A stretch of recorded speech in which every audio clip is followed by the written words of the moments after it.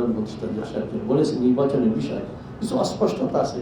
আমাদের কথা হলো স্পষ্ট করে বলা ভালো। দেশি বিদেশি অনেক ষড়যন্ত্র চলছে, আপনাদেরকে বিভ্রান্ত করার চেষ্টা করবে। আপনারা অটল থাকবেন যেন এই ছাত্র জনতার রক্তের সঙ্গে কোনো বেইমানি না করি। এমনকি বিশেষ বিশেষ সময় অনেক বড় বড় লোভনীয় অফার ছিল, সবকিছু মানিয়ে আমরা চেষ্টা করছি আদর্শকে ধরে রাখার জন্য। খুবই গুরুত্বপূর্ণ পরামর্শ আসছে, তার মধ্যে একটা যেমন আপনারা বলেছেন ইসলামী আলো বাংলাদেশের কোন ত্রুটি বিচ্ছিন্ন হলে তা আপনারা ধরিয়ে দেবেন, এটা আমার কাছে বেশি ভালো লেগেছে। আমরা চাই পরিচ্ছন্ন অবস্থানে চলতে, পরিচ্ছন্ন অবস্থানে থাকতে, নিষ্কলুষ অবস্থান তৈরি করতে। এ পর্যন্ত অনেক কিছু আমাদের সামনে প্রতিকূলতা গেছে, আপনারা জানেন। এখানে ইসলামী আলো বাংলাদেশ কখনো পিছপা হয় না, সবসময় চেষ্টা করেছে। যদি অনেক বড় প্রতিবন্ধকতা ছিল, প্রতিকূলতা ছিল, এমনকি বিশেষ বিশেষ সময় অনেক বড় বড় লোভনীয় অফার ছিল, সবকিছু মানিয়ে আমরা চেষ্টা করছি আদর্শকে ধরে রাখার জন্য। তাহলে আদর্শচ্যুত হয়ে আমরা কোনো দুনিয়ার কিছু চাই নাই। আলহামদুলিল্লাহ আপনারা যে ইনশাআল্লাহ মূল্যায়ন করার আশা করছি।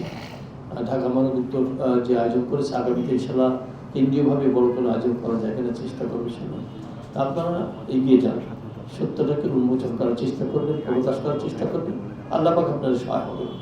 আর অনেক ক্ষেত্রে দেখা যায় বেশি করে রাজনৈতিক কারণে, দেশের পরিস্থিতির কারণে সত্যকে চাপা দেওয়ার একটা প্রবণতা থাকে, যারা বিশেষ করে সরকারে থাকে বা ছিল, এটা আগামীতে আসতে পারে। তার যে কোনো অবস্থায় হোক আপনার চেষ্টা করুন সাধ্যমতো ঝুঁকি নিয়ে হলেও আসল চিত্র যেন এদেশে দেখতে পারে, আসল সংবাদ যেন জানতে পারে। আর যদি না জানতে পারে তাহলে কিন্তু অনেক কিছুই এই আমাদের দেশে যে অন্যায়, অবিচার, জুলুম, অত্যাচার চলমান থাকবে। তো জুলুম, অত্যাচার এটা যে দূর করতে হয় আপনাদের একটু সাহসী হতে হবে। যথেষ্ট সাহসিকতা পরিচয় দিয়েছে ইনশাআল্লাহ, সাহসিকতার সাথে আপনারা চলবেন ইনশাআল্লাহ। আমরা দোয়া করি আগামীতে যেন আপনাদের মাধ্যমে দেশের মানুষের কল্যাণ হয়, ইসলাম দেশ মানবতা নিয়ে আপনারা চিন্তা ফিকির করতে পারেন। আর দেশের বিরুদ্ধে যারা ষড়যন্ত্র করতেছে তারা যেন মাথা উঁচু করে দাঁড়াতে না পারে, আপনারা সজাগ থাকবেন ইনশাআল্লাহ। দেশি বিদেশি অনেক ষড়যন্ত্র চলছে, আপনাদেরকে বিভ্রান্ত করার চেষ্টা করবে। আপনারা অটল থাকবেন যেন এই ছাত্র জনতার রক্তের সঙ্গে কোনো বেইমানি না করি। দেশি মানুষ যেন একটা শান্তিপূর্ণ একটা কল্যাণ রাষ্ট্র উপহার পায়, যে আপনারা চেষ্টা করবেন। আমরা আশা করব আপনাদের চেষ্টার মাধ্যমে সুন্দর একটা পরিবেশ তৈরি হবে। আর বিশেষ করে আমাদের প্রধান উপদেষ্টা সাহেব বলেছেন নির্বাচনের বিষয়ে কিছু অস্পষ্টতা আছে। আমাদের কথা হলো স্পষ্ট করে বলা ভালো।